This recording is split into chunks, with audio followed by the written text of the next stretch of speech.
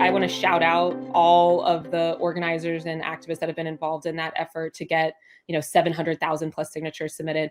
But we know that our Republican supermajority is never going to be comfortable with a fair fight and just putting it to the voters. That's when they did this legislative initiated ballot initiative to change the threshold for citizen-led ballot initiatives like the abortion ballot initiative from simple majority 50% plus one to 60%. And that's what we're voting on August 8th in a few days.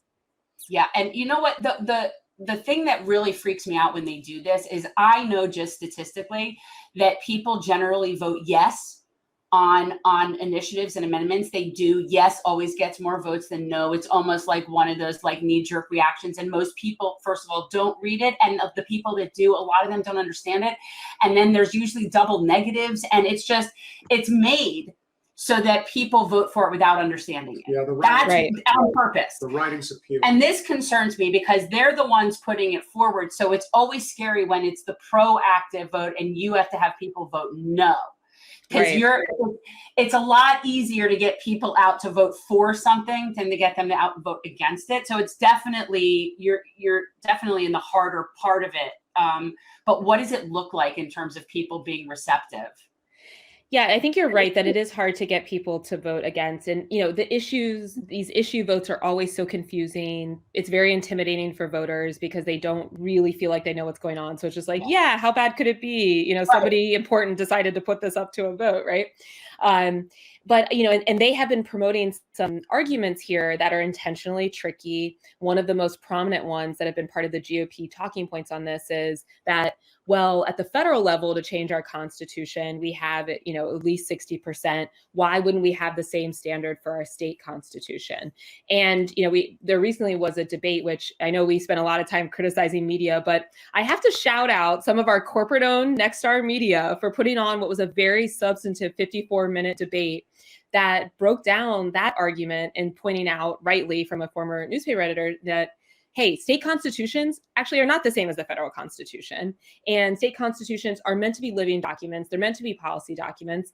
And we have things like, the right to issue bond financing for economic development projects in our state constitution. So this idea that the federal equals state, sacred documents everywhere is complete BS. And there's no reason why you would have the same threshold. And in fact, this right was created to check politicians who are drunk on power. And that perfectly describes the Ohio State Legislature right now in the supermajority. And so, it's looking good. I mean, I think the organizing that was happening to support the abortion ballot initiative has been able to transfer its efforts, which is unfortunate because ideally, you'd just be looking towards November, but have been able to transfer those efforts to this issue one vote in August. And even a lot of, and I think this is important. I mean, we're having former elected Republicans, attorney general, governors that have come out, business leaders that have said, this is too far, this is too much, we're no on issue one. And so polling looks good. Polling can always swing in Ohio, anywhere, but especially here. But we'll see. It seems like there is likely enough of a cushion to get through, but it's gonna come down to how much voting we see over the next few days. How many states have that?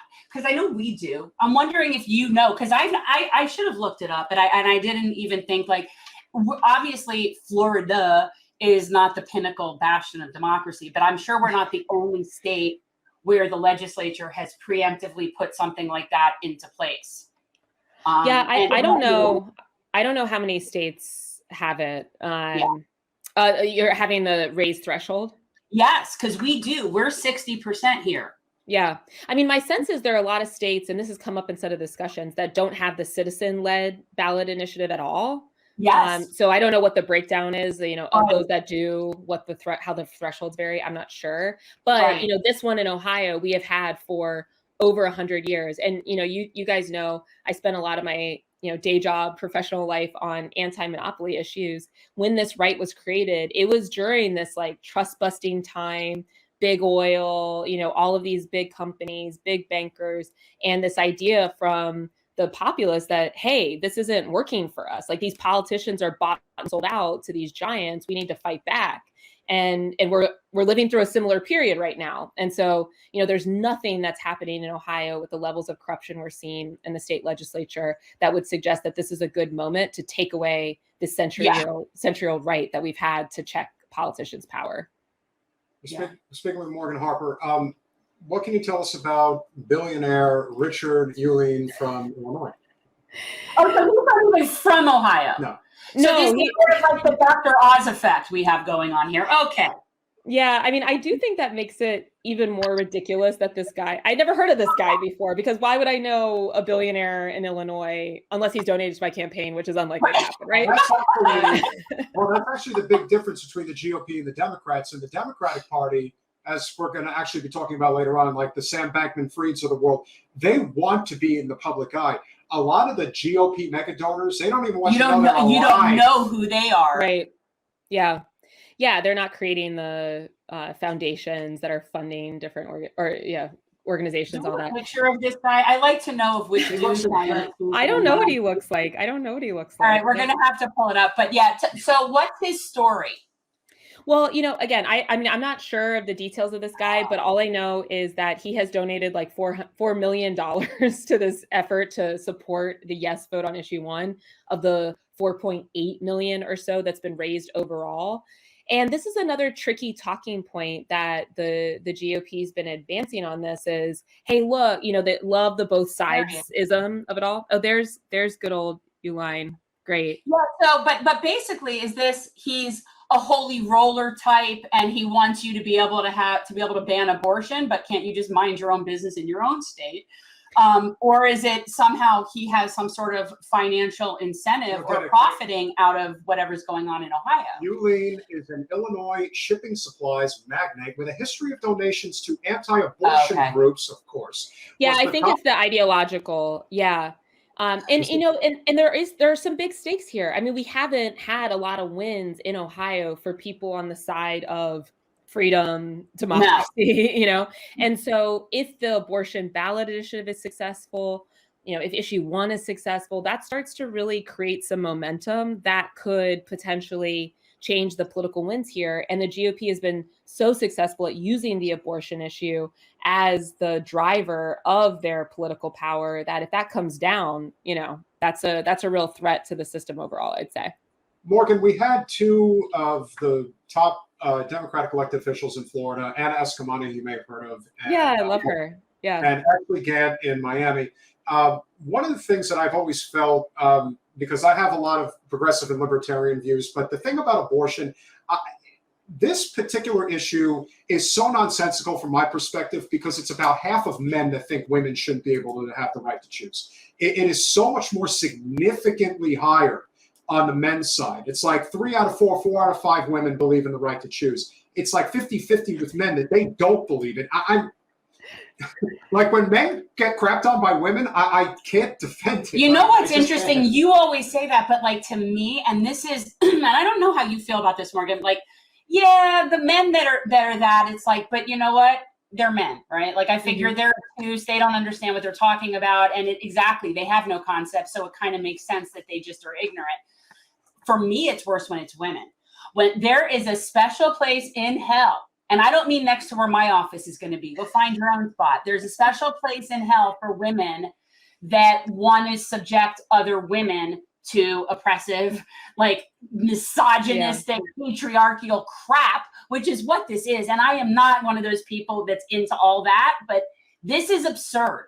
And when it's women, I honestly see women like Erin Grahl. This is my particular person in our state. I want to kick her ass so badly I can't even contain myself. This. I love that none of the fire has dissipated for you two over the. No, that's good to see.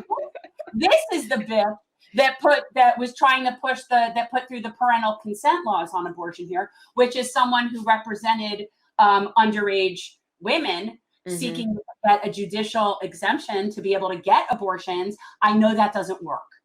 I know that it is fraught with despair. Like there is nothing good about parental consent laws, nothing. And so I like with women, it's infuriating to me. Yeah. You know what I'm saying? Don't you see what I'm like? That's why I wanted to get your thoughts regarding Richard Uihlein, because I mean, the fact that he is, just another Pat Robertson, if you will. He's another pro-life thumper who is mega rich beyond anyone's imagination and just has this sort of, godlike complex, if you will. What has been your experience in Ohio when it comes to the issue of abortion, particularly with men who, again, as I stated, just based on statistical data, suggests that is a significantly higher number of men that are anti-choice than women? Yeah.